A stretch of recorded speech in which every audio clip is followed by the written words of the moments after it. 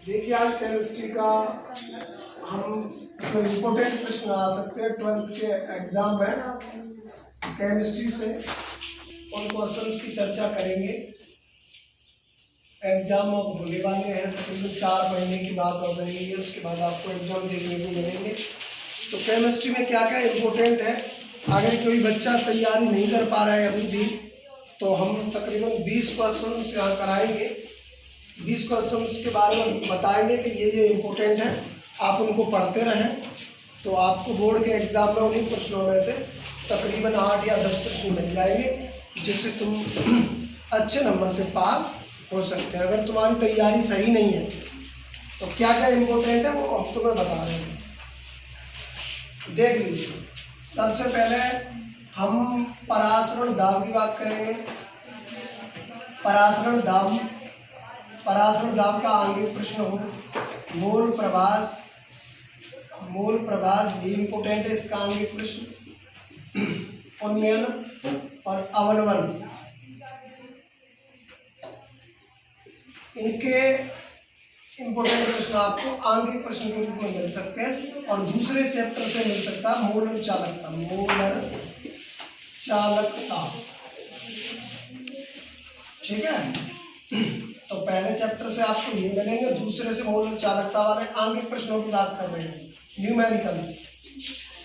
एक बार पुनः बता रहे हैं, हम केमिस्ट्री के क्लास 12th की चर्चा कर रहे हैं कि क्या क्या तुम्हें पेपर में देखने को मिलता है हर साल, क्या क्या इंपॉर्टेंट है वो समझ लीजिए। तो आंगिक प्रश्न पहले चैप्टर से ये है, दूसरे चैप्टर से ये है, तीसरे चैप्टर की हम बात करें, तीसरे चैप्टर से हम बात करें तो कोटि वाला अर्ध आयु काल, यहाँ से ये इम्पोर्टेंट है, ठीक है। ये आंगिक प्रश्न की बात है, न्यूमेरिकल्स तुम्हें मिल सकते हैं तो यहाँ से मिलेंगे। अगली चीज परासरण दाब के अलावा इसमें राउल्ट का नियम, पोल राउस का नियम,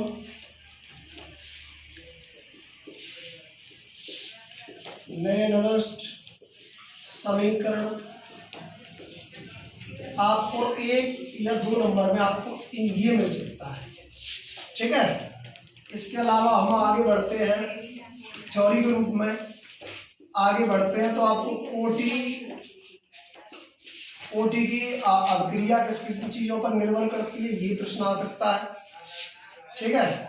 आगे हम और पहुंचते हैं तो आ सकता है तुम्हारा संक्रमण में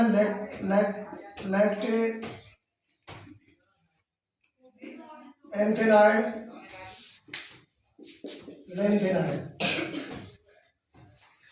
ये कौन कौन से तत्व होते हैं, इन्हीं के बारे में आ सकता है। प्रतिचुंबकी क्या है, अनुचुंबकी क्या है,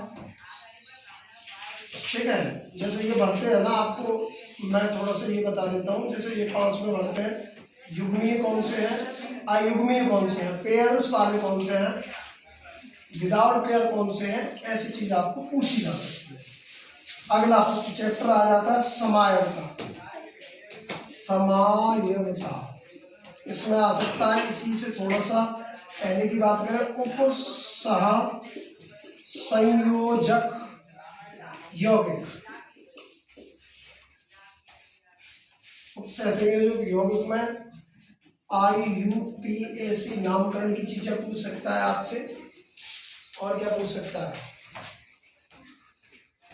ऑक्सीकरण संख्या, समानता संख्या, ऑक्सीकरण संख्या, ये पूछ सकता है आपसे। अगर आपको दिखाई नहीं पड़ रहा है तो आप सुनते रहे, मैं जल्दी में लिखा हूँ इसलिए, ठीक है। पूरा केमिस्ट्री के बारे में बता रहे हैं हम कि क्या क्या तुम्हें पेपर में देखने को मिल सकता है। ये हो गया परासरण दाब में, ये हो गया प्रथम कोटि की अभिक्रिया के बारे में सिद्ध करने के लिए आ सकता है, ठीक है। अब चीजें हम सेकंड केमिस्ट्री की तरफ, इसी में थोड़ा सा और पॉइंट रह गया है, एक चतुष्फलकीय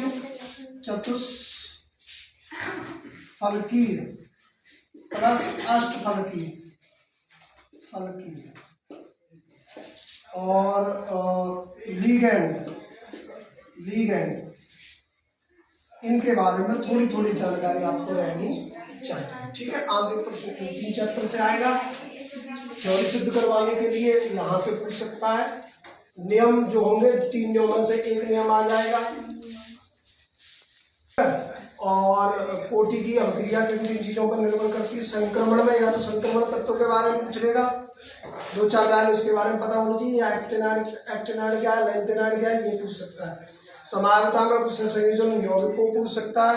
ऑक्सीकरण संख्या, समन्वय संख्या क्या है, ये पूछ सकता है। ठीक है, अनुचुंबकी प्रतिचुंबकी में ऐसे पेयर पूछ सकता है। आगे चलते हैं। चतुष्फलकी, अष्टफलकी या षटदंती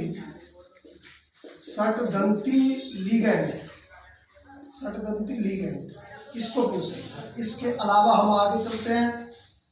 फिनॉल और तुम्हारी एल्कोहल और तुम्हारा क्लोरोफॉर्म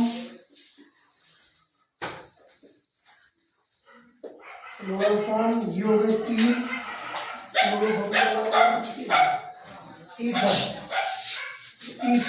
इन चारों में से सेकंड केमिस्ट्री चल रही है। यहाँ से फिनॉल, अल्कोहल, प्राथमिक अल्कोहल क्या है, द्वितीय अल्कोहल क्या है, द्वितीय अल्कोहल ये पूछ सकता है। क्लोरोफॉर्म, ये ईथर, इन 4 में से आपको किसी एक के बारे में कोई भी प्रश्न पूछ सकता है। ठीक है, इनके बारे में पूछ सकता है। इसके अलावा एरिन, हेलो एल्काइड, इन दोनों में से किसी के बारे में थोड़ा बहुत पूछ सकता है पेपर में। ठीक है, तो मैं दोबारा फिर समझा देता हूँ। थोड़ी सी चीजें रहनी है। अभिक्रिया टाइप 1-1 नंबर की आती है। अभिक्रिया, रोमर और तुम्हारा बुर्ज फिटिंग हुई, बुर्ज अभिक्रिया हुई, बुर्ज फिटिंग हुई, सुंड हो गई, रोमर हो गई। एक होती है कोलवे, सीमेंट, 1-1 नंबर की है। बस इसको आपको क्या कर देना है, आपको जो सूत्र होता है ना रासायनिक अभिक्रिया का, एक रिएक्शन जो देते हैं रासायनिक अभिक्रिया लिख देनी है। सीमेंट, कोलवे, यही है। ठीक है, फॉर्मिक अम्ल, एसिटिक अम्ल, ठीक है, अमीनो अम्ल, इन 3 अम्लों में से आपको एक अम्ल पूछ सकता है। ठीक है, तो फिनॉल, अल्कोहल, क्लोरोफॉर्म, ईथर यहाँ से एक आएगा। चतुष्फलकी, अष्टफलकी, लीगेंड से एक पूछ सकता है। कुछ परिभाषा इनमें से आ सकती है। पराशरण दाब के 3 नियमों में से एक नियम पूछ सकता है। संक्रमण तत्वों में यहाँ से आ जाता है। उपसय संयोजक संख्या में यहाँ से आएगा। कुछ अभिक्रियाएं रोमर, बुर्ज और सुंड, रोमर हो गई, सीमेंट, कोलवे, इन अभिक्रियाओं में से 1-1 नंबर का रिएक्शन आपसे पूछेगा। ठीक है, तो ये चीजें तुम्हारे केमिस्ट्री के चैप्टर की हैं।